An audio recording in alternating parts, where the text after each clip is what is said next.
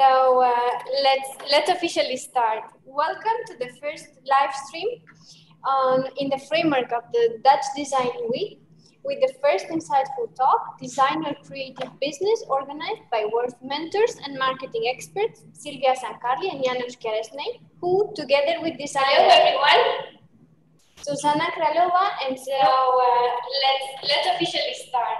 Welcome to the Zuzana Kralova and Zerobarracento, winners of the second and the third World Call, will talk about the challenges encountered by small creative businesses and how to face them through the development of a realistic marketing plan.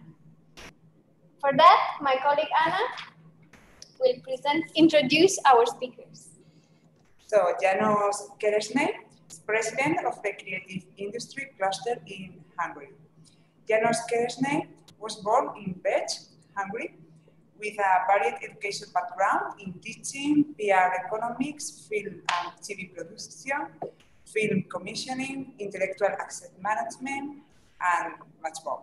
After 25 years of media management in local TV and radio station, he is now the creative director of the media agency, Kerlo Media, as co-founder of Creative Industry Cluster in Hungary, and he continues there as the president. Janos also works as a coach in EU Horizon 2020, Small and Medium Enterprises Instrument Coaching Program, and is known as an expert in intellectual assets management. Interested in media and transmedia production, movie making, innovation management, mentoring, and coaching.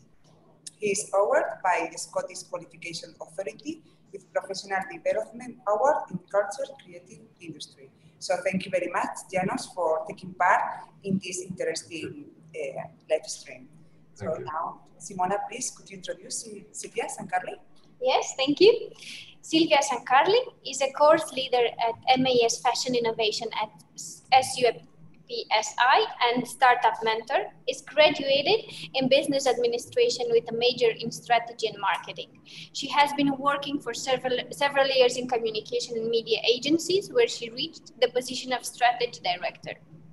She had been course leader for 7 years at the BH Fashion Marketing and Communication, held at IED Milan and validated by the University of Westminster. She's a business consultant and expert in crowdfunding, having worked with Ulule, the Europe's biggest reward-based crowdfunding platform. She is mentoring several startups, some within the Wear Sustain network, and recently joined the university school based in Lugano, SUPSI, as course leader for the MAS in Fashion Innovation. Thank you, Silvia, for joining us today. So, thank you. We are so happy to have you both as an expert in this live stream, but also Zuzana Kralova and Camila Carrara by Zerobarracento will join us in this live stream. So I would like to introduce Zuzana Kralova. It's from the second call winners from World Partnership Project.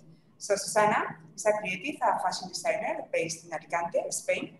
She is the founder of Kralova Design Studio, which specializes in innovative fashion, technology, and art projects. Her activities include consulting and design of sustainable collection. She studied a Master of Arts in the Czech Republic and a degree in fashion design at IED, Spain.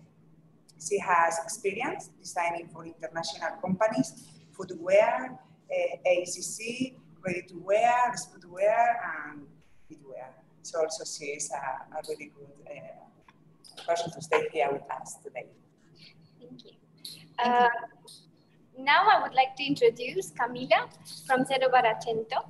That is a company founded in 2016 as a necessity of creating made-in-Italy products with low environmental impact. Zerobarracento has presented its pret-à-porter women's wear, zero-waste collections at well-known fashion events, including Berlin Fashion Week, Milan Fashion Week, and Budapest Fashion Week. Thank you for joining us today. And I would like now to give the stage to our speakers with their insightful talks.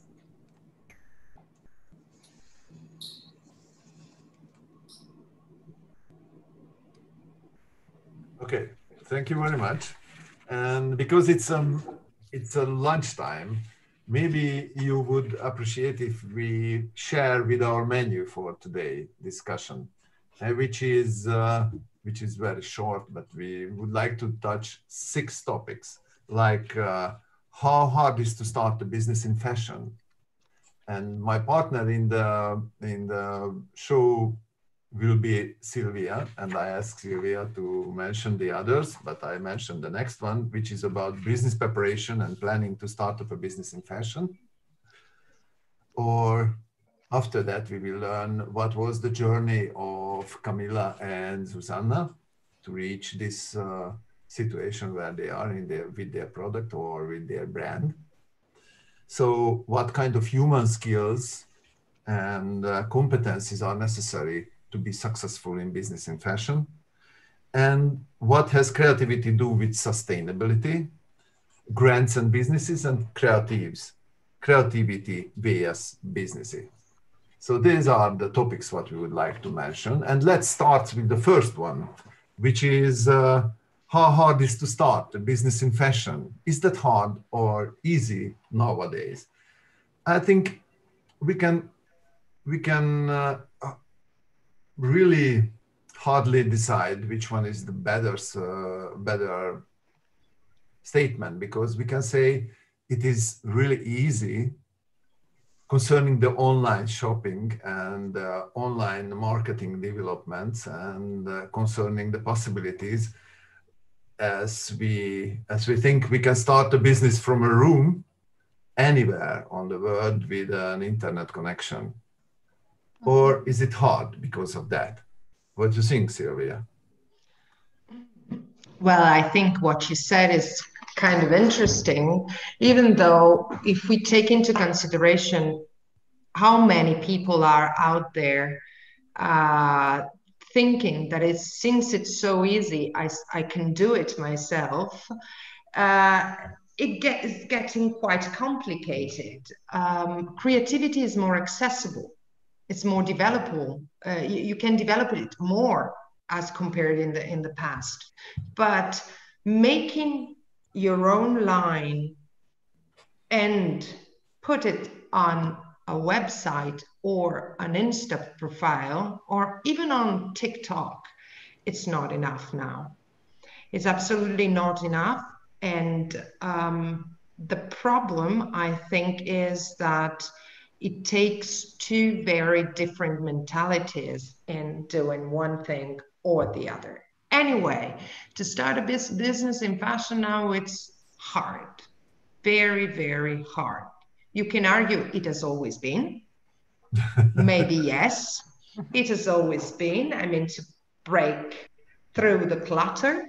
But on the other hand, since we consider fashion a commodity, something that anyone can do, and starting a brand, something that anyone can do, it's even harder.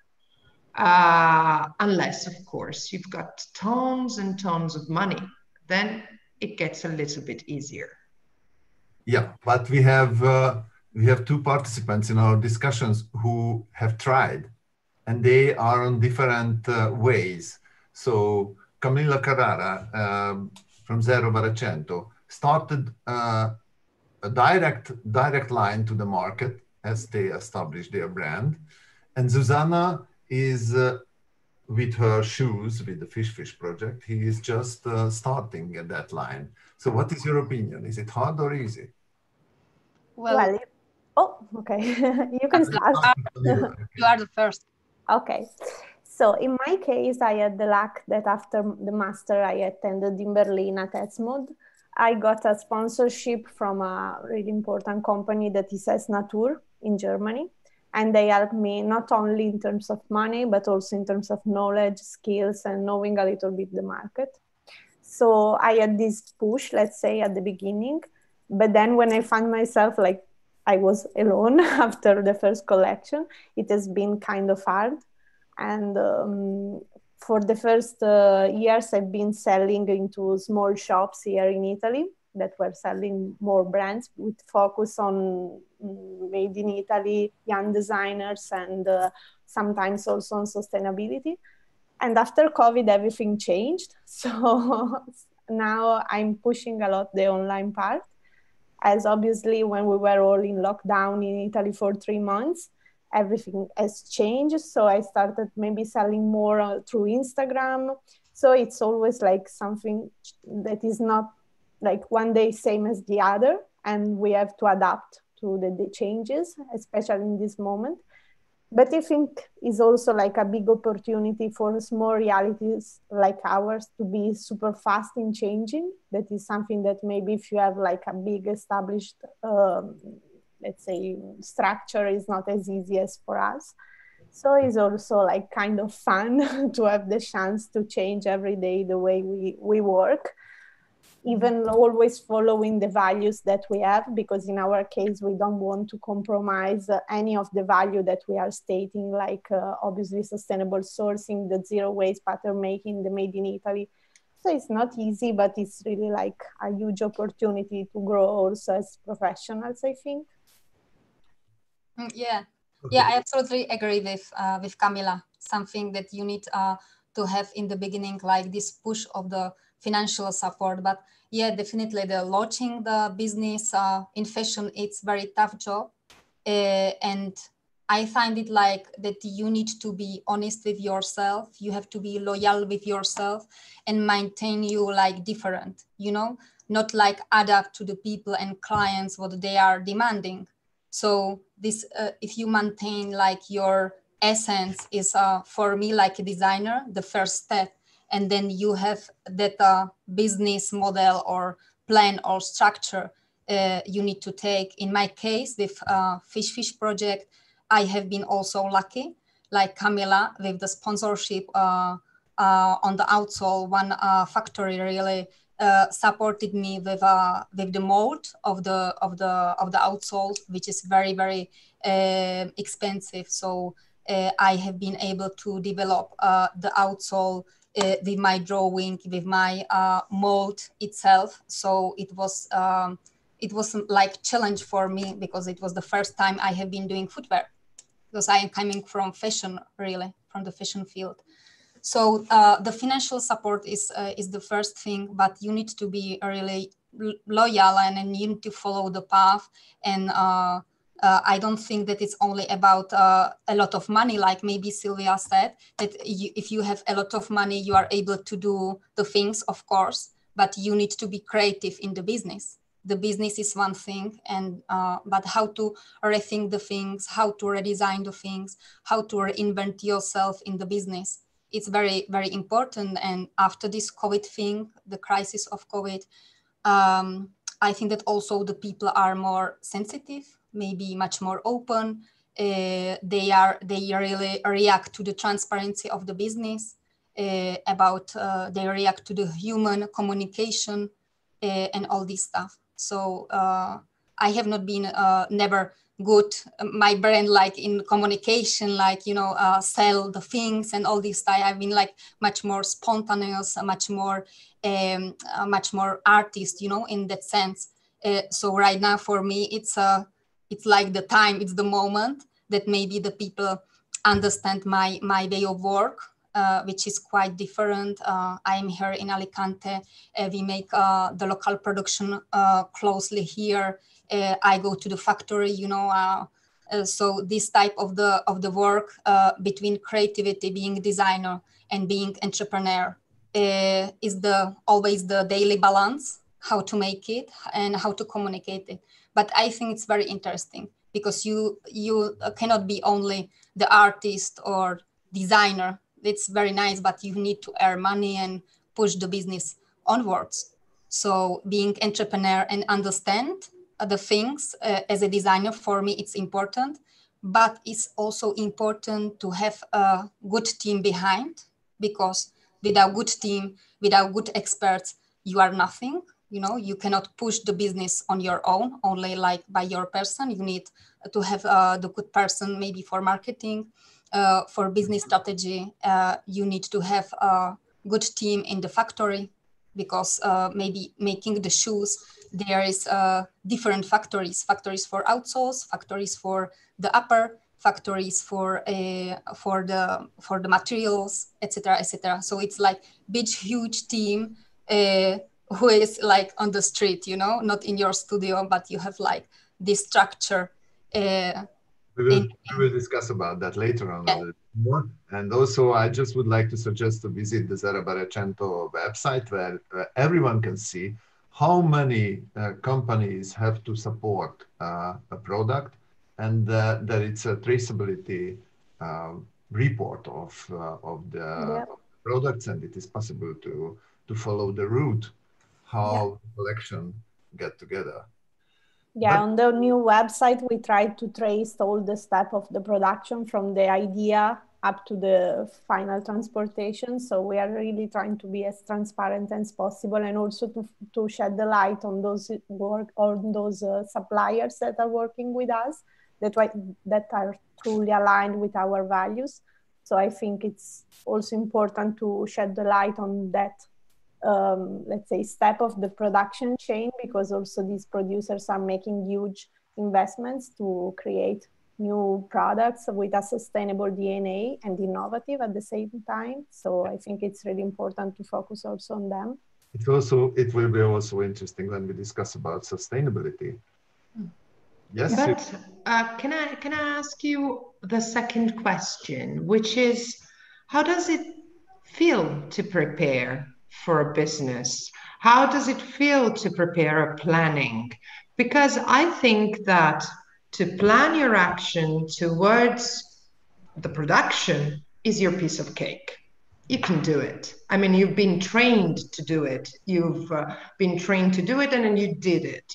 But once you have to start thinking in a different way to say, okay, it's not just a collection I'm making, it's a project. It's not just a project, it's a brand. It's not just a brand, it's a business. Mm-hmm. How this is looking, how do you build your mission? How do you, because I think this is kind of hard. What do you ask yourself? Do you need someone to help you? Can you do it yourself? Janos, what's your experience on that? Mentoring? That's a really interesting question, because many of designers can design easily, as you said, the production, but when they step on to the field of business, that's immediately uncertain territory. But I think it could help if we think about the lean startup methodology, and Eric Ries had 4 questions. And I think if someone can answer these 4 questions, it's easier to start immediately, have some confidence and self-confidence, and say, okay, I think it worth to step to the business field. One question is about whether your audience, if you know your audience, but you have to know your audience, and you have to know as much as you can about your audience, whether they are aware of their problem or not. The second question is, do we have an answer to that problem? The third one is whether they would pay for that solution. And the fourth one, which is the most risky, I think, would they buy from us the solution? From us, this is the emphasis. Because if we are a very, very small entity in the business world, I think only the creative business and the fashion is the field where it is accepted and tolerated. In technology, it's really, really hard to step onto the market with a 2-person business. Even in the fashion, of course, but it's not so easy. The second question is the way how you would like to grow. Mm-hmm. Nowadays, with a lot of bubbles of information, it could be easy to find some easy money, which could come into your company, and you can start as a rocket, as a startup. Being on a rocket, maybe you can leave the Earth very fast, but you can't change your course. And if something happens, you are failed. Mm-hmm. But driving a car is a little bit slower, but you can avoid the obstacles. You can find alternative ways, alternative routes to your goal, and you can have a safe trip. Those two considerations can help the beginners in the business, but also you need mentoring. It is impossible to start alone in the business field. And I think the Verse project is one of the best solutions to have a good start with your brilliant idea. What is your experience? Shortly, we can talk because we have a lot of things to discuss. Well, shortly. Well, Janos, you have been my mentor in work, and really tell the truth. And I always tell it that without you, it wouldn't be possible to push the project forward. Because, really, because before, you know me already. I have been like just designer, just artist, just researcher, and for me, like seeing the work business model or business plan was like really frustrating, like a designer, and if you have mentoring, if you have mentoring, you are like you have gave me like these steps, like step by step, start with this, ask yourself this question as you have mentioned. So it's very, very important to have like the right person of mentoring or coaching or something, because for designer it's very complex, and in that Worth partnership project really gave me a lot, and I have grown a lot like an entrepreneur. That's also a really question. Thank you very much, really, for this nice words. But I think for the second question was the most crucial in your situation, when the question was whether the audience would pay for the solution, because the sustainable solutions are very popular, but the people say, okay, it's an expectation, but I wouldn't pay for that. Mm-hmm. Pay too much. And I don't know whether, Camilla, what is your feeling about it? Or I wouldn't pay enough to sustain the business, because maybe amongst different solutions, I can still choose the sustainable one, but I'm not willing to pay the extra money that it's needed for a startup, because we know that they might need a little bit more money than an established brand.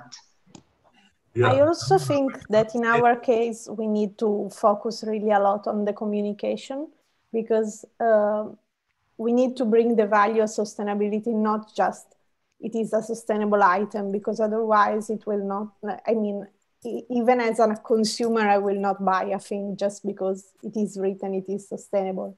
Mm-hmm. So in our case, we want really to try to have a new generation of communication through our website, for example.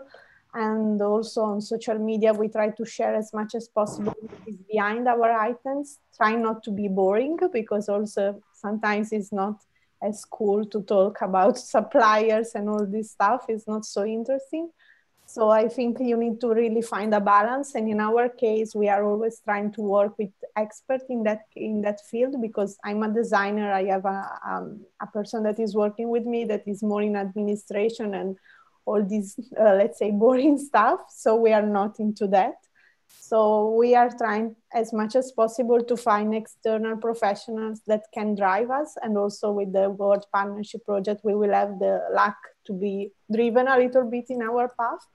So I think it's really always important to recognize the fact that we cannot do it by ourselves, even if we need to learn as much as possible. But you need professionals for each kind of activity that you do in your business.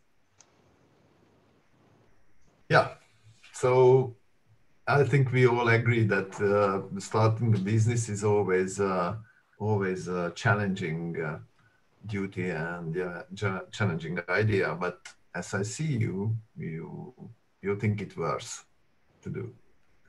Yeah. So let us learn a little bit about your journey. We have a few minutes to listen. How did you reach that situation where you are now? Now, Zuzana, you can start.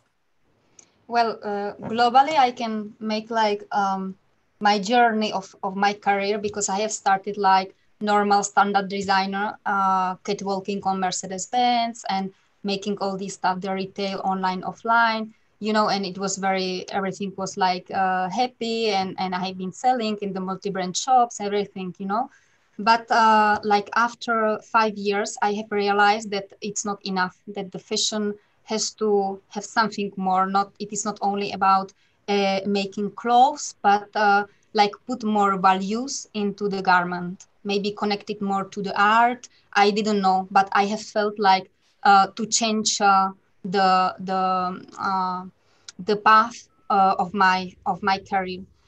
So I have started to make like very specialized projects, and maybe I have done only 2 projects, like maybe 5 pieces of garments per year, with own investigation, with own documentation, etc., etc. And then I have moved from Madrid to the beach in Alicante, and I have run my studio and focused more on B2B, because before with my brand, I have been doing B2C, so it's like you are with the client, all the stuff. But doing B2B, I have learned a lot. I am still learning a lot. And I've also the space to make maybe 1 project per year on my own for my brand, for Kralova. So it's enough. I think that you learn much more doing less. Well, always less is more, I think. So for me, the step into the sustainability was like conscious on my own, and really like feeling it, that I need to put more values, change the things, not only see the garments like garment, but making something different with a future, and also for better future, as I feel it. And it is not only about the material, it is, as we have said, about the supply chain, about the even the distribution, about which type of the condition do you have in the factory, with using solar energy, for example, in the factory for the production. It's all about this. It is not only the material. So my journey into the sustainability, still I am in the sustainability, I'm still like looking for new solutions and new paths, and all this stuff. Of course, work pushed me so much in this year. Last year, it was like a huge step for me, changing step. Thank you, and congrats for your journey. Thank you. Yeah, in my case, I graduated in fashion design at Politecnico di Milano. And then I decided during my thesis to focus on sustainability. So that was like 6 years ago. And I started a master in sustainable fashion at ESMOD in Berlin. And straight after it, I started working on my brand because I got the sponsorship I mentioned before. But in the meanwhile, I wanted to keep doing experiences inside the textile and fashion companies. And I had the luck to be always like focusing on sustainability, even if at that time it was not so booming as topic, especially here in Italy. 6 years ago, it was not as it is today. Now we have seen a growth, even if it's not totally like known as topic at consumer level maybe, but already like 5 years ago I found a little bit my dimension. And also now like I'm still collaborating with Class, that is a multi-platform hub focusing on responsibility within the textile and fashion business. So now it's always like it's a part-time job, but in the past it has been a full-time. And I think this is giving me the chance to see much more things and to be more connected with the market. And in terms of Zerobarracento, before I was selling only to stores. And then I shifted to the direct to consumer first because I wanted to have like better prices also for the final consumer, because with the margins of the retailers, then the products were too expensive. And also because I want to have like a direct conversation with consumers. And starting from this year, for example, we also decided to present the collection in direct to consumer moments where we can directly sell to them. And I think this is like a huge opportunity for us to also see how people are experiencing the items, because we want to understand what they feel when they wear them, what is maybe missing in terms of functional elements, or in terms of design, what they would like to have, the colors they like more. I think it's really important to keep the conversation also open with the consumers, and this is something we are trying to do as much as possible in order to optimize then our collections. Thank you. So congrats for your journey as well. And then as you, both of you mentioned strongly the sustainability, it is really exciting. Silvia, what is your opinion about what creativity does with sustainability? It's quite complicated, I think. I will say a versus argument, so we can try to spice it up the conversation. Everybody's talking about sustainability. It's looking like if you don't talk about sustainability, you're not selling right now. So somebody might think it's a marketing trick.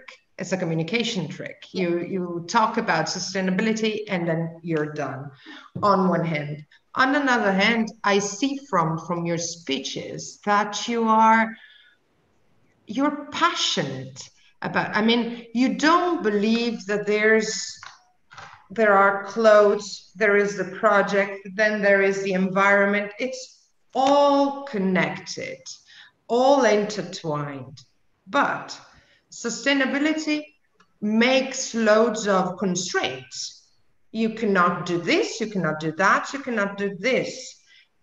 And so this affects your creativity in a way. So you need to be more creative, not less creative, because you have to find new solutions to things that weren't planned before.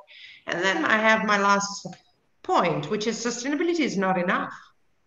We can be sustainable, but then we can have loads of waste still. We need also to add circularity to everything we do. So it's a combination of two things, because on one hand we can be circular but not sustainable. On the other hand, we can be sustainable but not circular. So we need to think about the end of life of the garment the moment we design the garment. It's kind of fascinating to understand how many constraints and layers you have to think about in order to produce something. How do you do that? Well, let me add another question to Silvia. How do you do that, and how do you develop the transparency and traceability for that? Because it's another challenge. Of course. So let's start with Camilla now. Please start the short time, because our time is running. If you don't mind, I will also share the screen so that at least I can show what I'm doing, so people can also judge in terms of aesthetic, maybe. Okay. So first of all, I think that everything that Silvia said is totally true. And I think we also have to add that as designers, we have to create a shift in the consumer minds, because in the past, they were used to associate sustainability with something that was not so design driven, let's say, because the first experiments that we have seen in terms of sustainable fashion were more like maybe only on fashion or upcycling, but not with the style that we are expecting from fashion items. So I think it is really like challenging for us, for all of the designers today, to show that sustainability and creativity must be blended. And I think is the only way. In our kind of aesthetic, we try to be as clean as possible.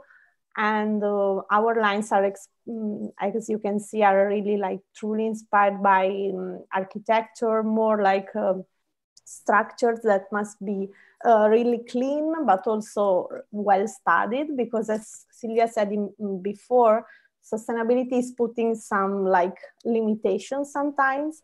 And in our case, especially, we are focusing on the zero waste pattern making, that is even more difficult, because you need to use all the fabric. That's all. So your shapes must be rethink. And it's not so easy, but I think it's also a huge opportunity to play and to study more how the let's say the pattern making is done, and it's really interesting. And also, like in terms of sustainability, we are talking about responsible sourcing. As Janos before mentioned, we are showing all our supply chain on the website, saying each item where it comes from, the lining, the fabrics, everything. And we are also thinking at the end of life of our items, as we are trying to use monofiber fabrics, so easy to disassemble shapes, and also like we are not adding any accessory like zippers or buttons to make them easier to be disassembled. And now with the Word, we are also thinking on an additional step for the end of life, thinking of the renewal maybe of some items, because we have a really good mentor that is focusing on circular design, and we are trying to think together. At the beginning, we were thinking about renting, but then it was not coherent with our DNA, because we are talking about durability and the fact that you must be really connected with the items you're buying from us. So it's like something that we want to keep as much as possible in your wardrobe. And in that case, we are thinking about the renewal as additional service for the end of life. So it's always like trying to prolong the life cycle of the items. But I think it's really like interesting to focus on sustainability and to find your dimension in it, because it's not just about sustainable fashion, but you need to really find your focus. And it's super interesting for a designer, I think, as topic. And I think it's also possible to understand a little bit who is doing it just as greenwashing or just to sell, and who is doing it like with a coherent strategy. I hope at least that is visible in this case. So I don't know. I think it's very much understandable, especially if you're small like you are and you're dedicated and you put your face on that.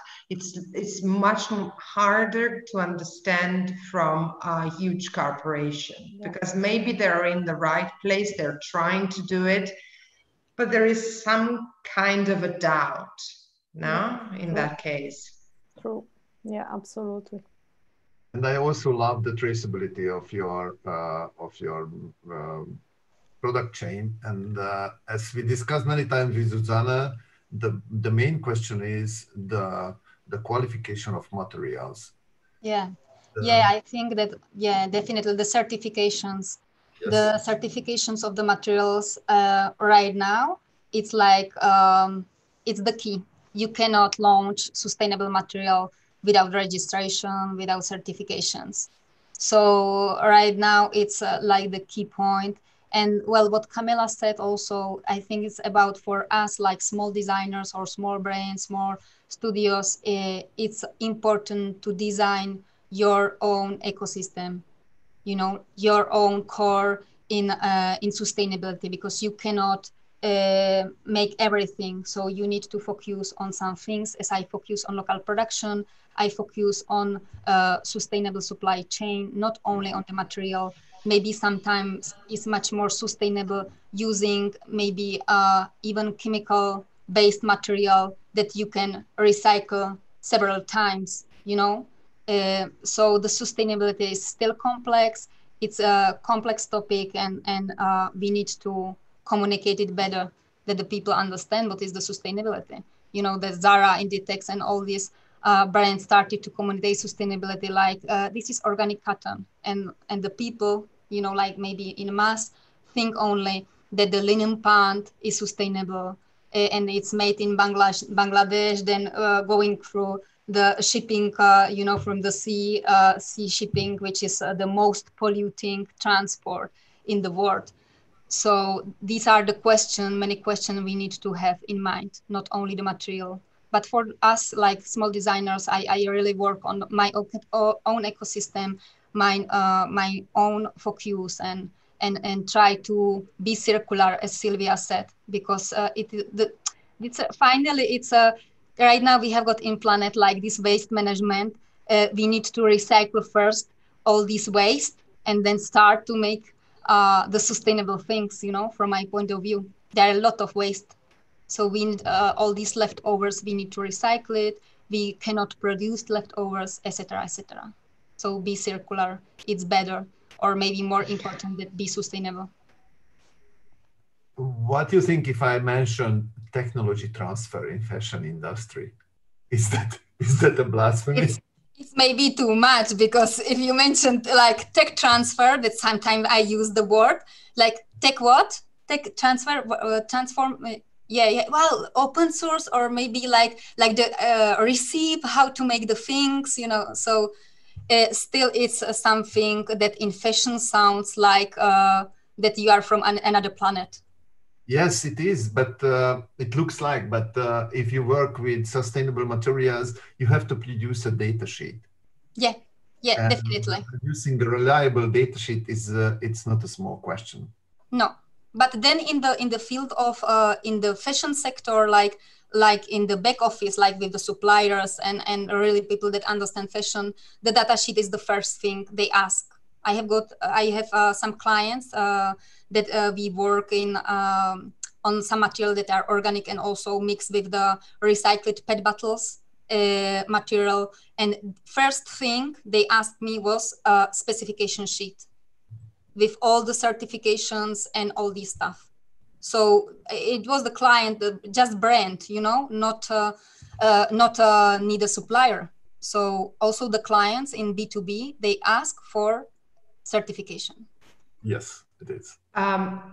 Just one thing on technology transfer that I think is quite interesting in the fashion field, because, you know, the problem with technology transfer is that either you as designer own it, or the tech people will own it. And tech people, generally speaking, broadly speaking, they don't get fashion. Mm-hmm.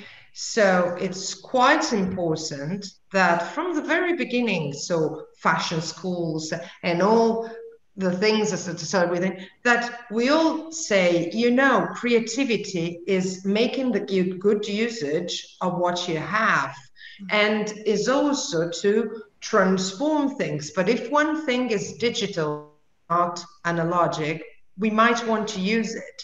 If a technology might make us better, why don't we use it? And we have to pitch the tech business to say, I need that. You are an engineer, you know how to do it. I'm not, but I'll tell you that I need that and what I need that for. Not to be scared. You are not, of course, but there are so many businesses where is technology leading, and it doesn't work in profession because they don't get the basics of the business. Am I right? Yeah, yep. I think just a moment. I think that the designers, we are right now, or we should be like translators of technology to the people. We are like we have the key role in that, not only in design, we need to translate the technology to the people, you know, because as you have said, Silvia, the scientist or engineer, they don't know the language of communication, they don't know language of design, they are only obsessed about the technology and how to make it, or, you know. So I think that we are like this connection between technology in here and the people, client. But more on that, like bridge, we are like bridge people, maybe.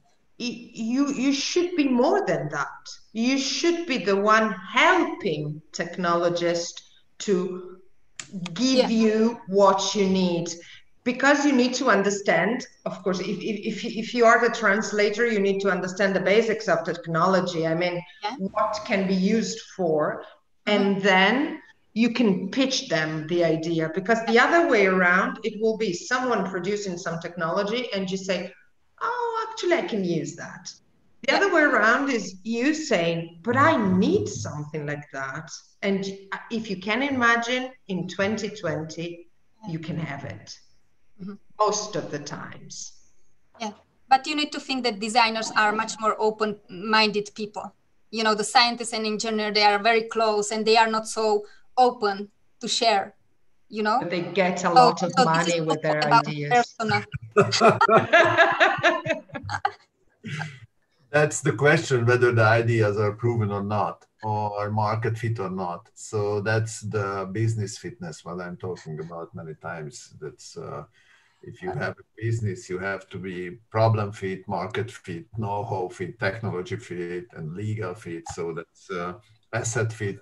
So that's really important to have real business behind and real value proposition.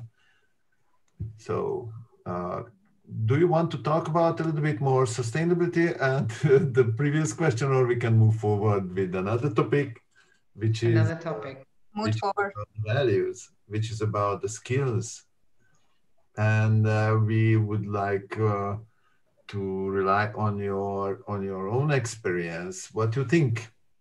And first, I would like to learn a little bit more from from Silvia, what kind of skills and competencies we need to being an entrepreneur. Of course, we always would love to have Leonardo da Vinci in our company, right? So someone who's creative and a scientist and can do everything.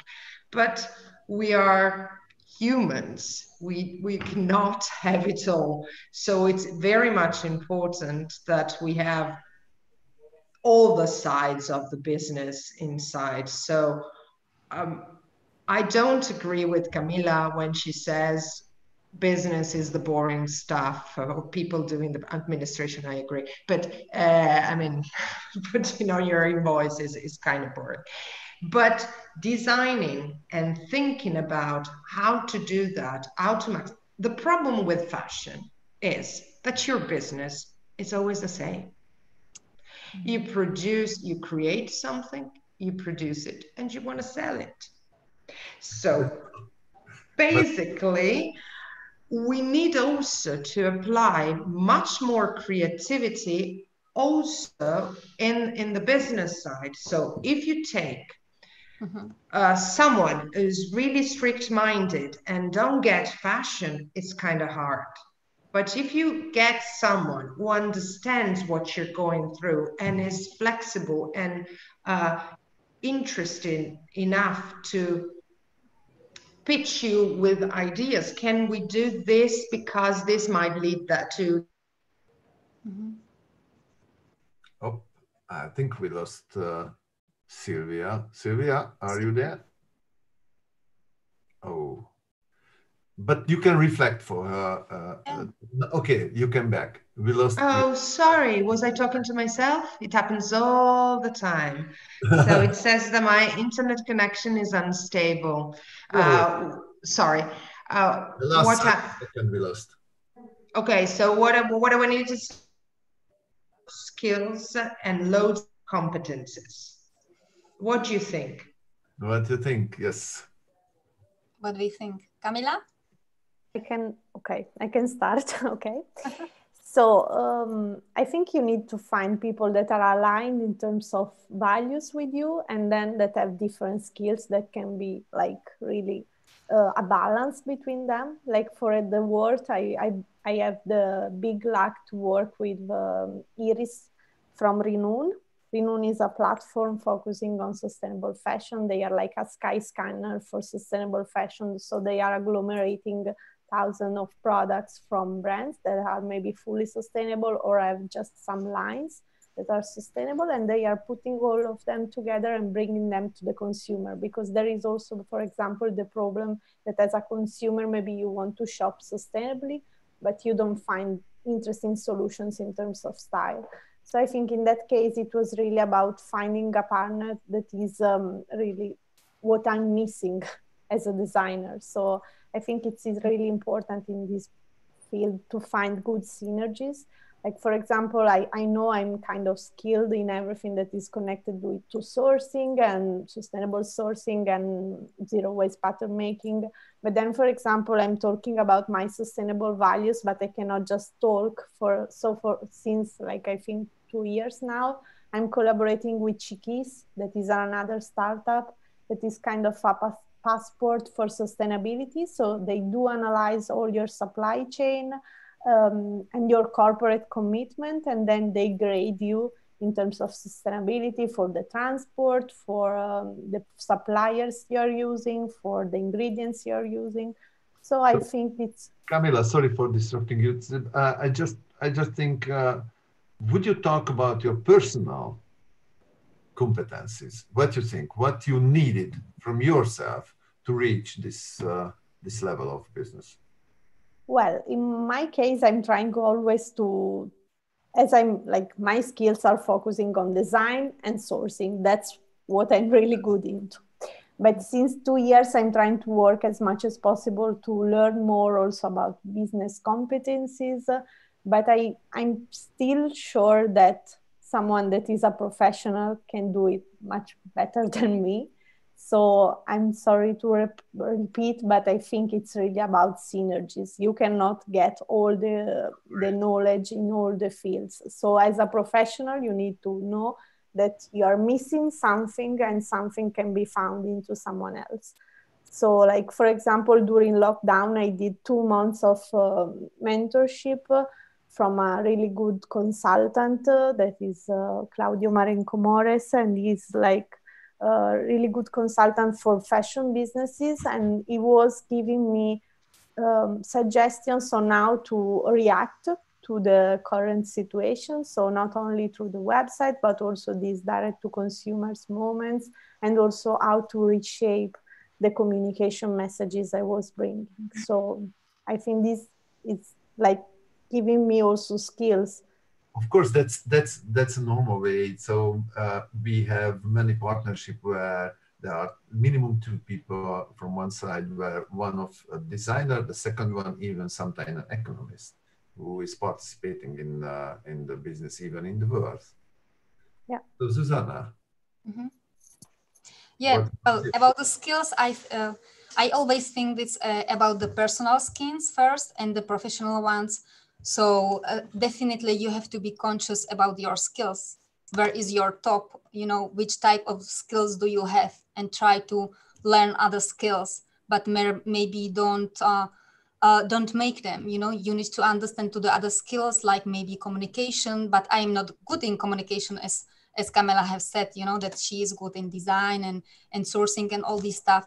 So understand and learn, read about that to be able to correct it maybe, and, understand it better. But also don't try to get too much skills. It's better to focus on your skills, on your real skills. Yes, that's true.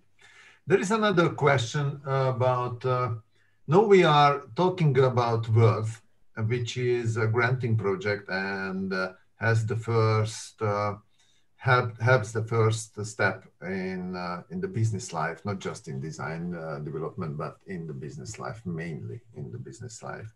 And then it's always a question whether these grants help enough to the designers to go to business, or it is just one project. So what do you think, how the grants and the business should be connected? Well, I think that the grants and business are connected maybe in the beginning. For me right now, currently I am in that mode, like, that grants really are pushing my business, but I don't also believe in that in the future of the grants all the time. You need to be able to develop your business on your own. Of course, you need the support, the financial support, but should be like input, should be like input, maybe with all this coaching program, maybe with mentoring and all this stuff. But you need to be able to push your work, your daily work forward on your own. But it's really help, and I recommend to everybody to ask for grant, because you don't lose anything. Yeah, actually you don't lose anything. Yeah. I think that Janos? It is important that you have your strategy really clearly in mind, and then these are like additional steps in your journey. And I think what is really important is, like, for example, for Worth, it's not just about economical funding, but it's really about networking and getting the mentorships. And I think this is like a huge opportunity, especially the networking. I think it's fantastic because, I mean, also the last event we did physically in March, it was really nice. And I mean, we had the chance to meet also other startups that are facing the same problems. So I think it's really like connecting as much as possible and trying to synergize. And grants are really like huge opportunities. They are helping for sure economically, but especially in terms of knowledge, skills, and networking, I think. I totally agree with the both of you. I mean, Zuzana, you said at a certain point you need to be ready to go on your two feet, legs, I don't know what you say in English, but by yourself, because sometimes too many grants can lead to you thinking that your business might work, but in real life it doesn't work because you get. But I think that at the very beginning, and especially, it really can build communities. It can really build people working on the same fields throughout a continent, because those ones are throughout Europe. So having fellow people going through the same things, and as we were discussing, skills and competence, adding skills and competence, or becoming aware that I need some more skills and competence in order to move forward with my business. That's amazing. I think that Worth Partnerships is a great place to be, both for you and for us as mentors, because we met so many interesting people, making ourselves again doubt and think differently and say, why don't I start thinking about all those things as well? So it's really, really helpful for someone starting or for someone testing. Because as you said, Camilla, I started, but I'm testing a new thing, and this is helpful because I'm testing. They're giving me the money for the test. If this test works, then I can apply it on my daily business. But I didn't have the money myself to invest on this new thing unless I had joined this grant. And I think it's the next step would be really important to have actually not grants but loans, soft loans for the new ideas, because after the grants we need more money a little bit, but not always the investment is the way of that. But sometimes the entrepreneurs on their own risk can get soft loans. And even nowadays when the loans are quite available, but it is still, I think it's still a nice challenge to have nice financing system for creative industry. Yeah, definitely. So I think we are at the end of our time, and I hope you enjoyed this discussion as I did. And then I just give back the words to the moderators, and Silvia and me would like to say thanks for your attention and participation in the discussion. Thank you very much. Thank you. Thank you. As moderators, we would like to thank you for your participation and for this very, very insightful and dynamic conversation. We learned a lot, and we wish you the best of luck in the future. And thank you for everything. Yeah, thank you very much for your time. It's a real pleasure always to learn from you. Thank you very much.